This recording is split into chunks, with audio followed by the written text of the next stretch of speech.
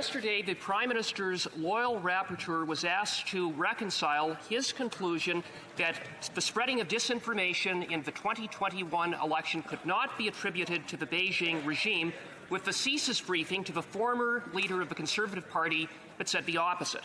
The rapporteur said that he based his conclusion on evidence that he had at the time, evidence that was provided by this government. So, did the rapporteur ignore material evidence, or did this government withhold it from him? Which one is it? Honourable Prime Minister.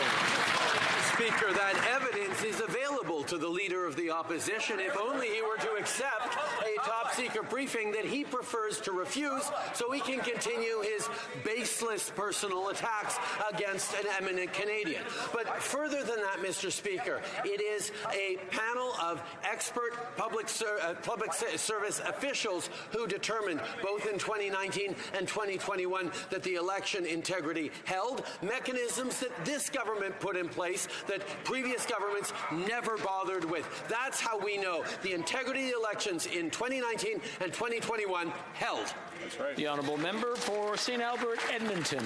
Mr. Speaker, a report of the government's rapid response mechanism identified that Beijing-controlled social media accounts were spreading disinformation in the 2021 election targeting the Conservative Party, including an account with 26 million followers. And yet, incredibly, the rapporteur concluded otherwise. He ignored the report, he ignored the evidence, and instead whitewashed Beijing's interference. The conclusions of the rapporteur have no credibility. Will the Prime Minister fire him and finally call an independent public inquiry? The Right Honourable Prime Minister.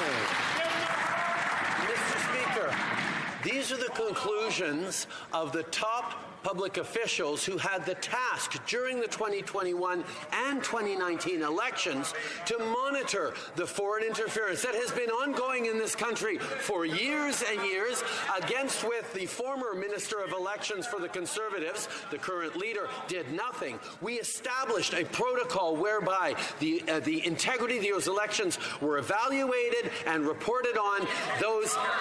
That integrity held. Now, if the Conservatives think the integrity of the elections didn't hold in 19 or 21, let them say so, Mr. Speaker. That's right.